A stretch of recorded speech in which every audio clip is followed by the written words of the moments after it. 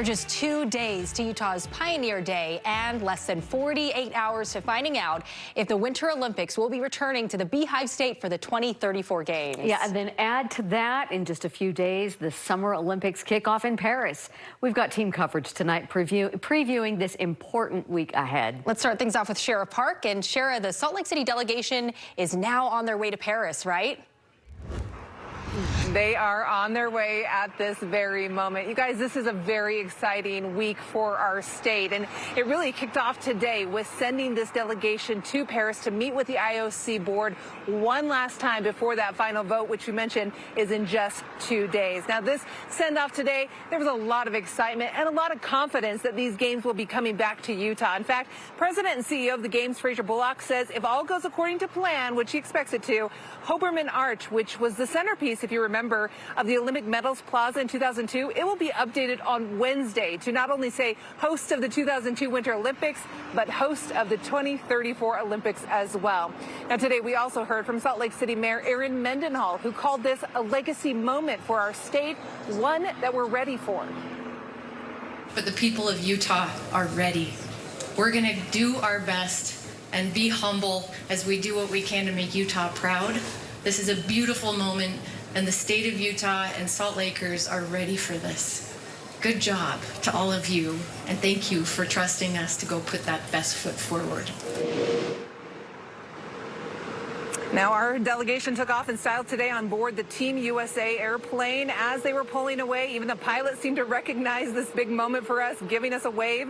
And when this group gets to Paris, they'll join the rest of our delegation, as I mentioned, to present that final proposal to the full IOC board. Now, this is the very last step in the bidding process. After that, the board will make their vote, and for us, that will take place in the early morning hours of Wednesday on Pioneer Day.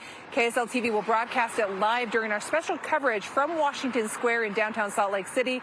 Our coverage will begin at 2:30 that morning. So if you are out on the parade route, please come join us and celebrate this historic moment with us. Now, our Mike Hedrick, as we've mentioned, is with the delegation headed to Paris right now, and he will update us every step of the way. But before he got on that plane, he caught up with one of our Olympians who said that the 2002 games changed his life. Mike?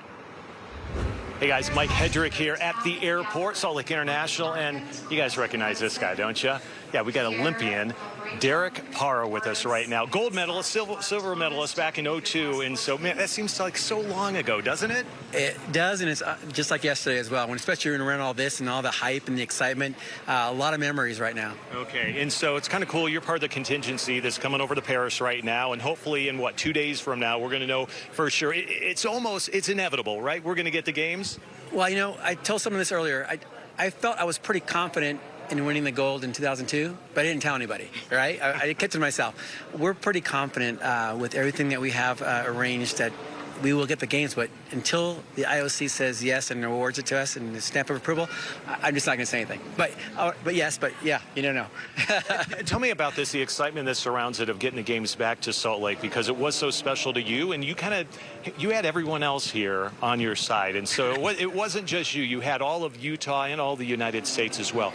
The opportunity to get that in 10 years from now, you talked about it earlier. You got a little emotional over it, didn't you? Yeah, I didn't know if I would get emotional, but I got here, saw the support, all the the media that was here, and looking over and seeing some young kids that I've seen grow up in sports, and just think, what will they be thinking when the announcement's made, and what's going to be ignited in their hearts and minds, where they're going to be in 10 years. Because I had those dreams when I was younger, where I was going to be in 10 years or 5 years. And to know the games will be in your home country or in your home state, it's a blessing.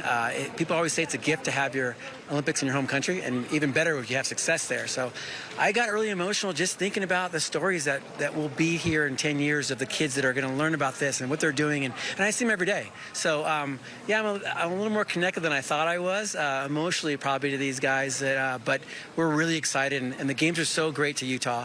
And the country came together, and now at a time when we need that. I mean, it was post-September 11th. There was so much that was going on at that time, and the Olympics really brought the world together. And something like this, we've done it before. And so do you feel like this time it's like, okay, we kind of know if there were any kinks to work out? I mean, we were on the world stage and did a really great job. Do you think we can do better in 10 years? Well, I think we did the best job. I know people who have been to 10 games, and they said that Utah was the best. So I think we learned a lot. If there were any mistakes, any shortcomings, I think we learned from that. Our infrastructure is better now than it was back then. So I think we can hit another home run. We just got to be prepared for it. There are some new venues, new sports that require new temporary venues. So things like that with slope style skiing and the big air and curling being moved now to the Salt Palace. That'll be a little different, but I think it'll be better for the games and better for the community. A few years ago, Derek and I did some curling. He taught me how. Yeah, not curling, no. but curling. Right. Olympian, gold medalist and silver medalist Derek Parr, thank you very much. We appreciate it. You bet. Back to you guys.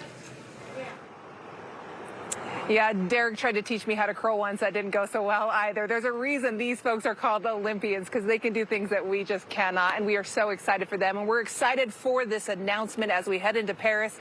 Ashley and Deanie, as we send it back to you, of course, we will keep you posted every step of the way, but come join us on Wednesday mornings. Celebrate with us as we expect to get these games. We'll send it back to you. Yeah, it's going to be a part of history. We are so close. Thanks, Sarah. Well, as we prepare for Utah's future with the games, we continue counting down to the Summer Olympics. Just 4 days to the opening ceremony.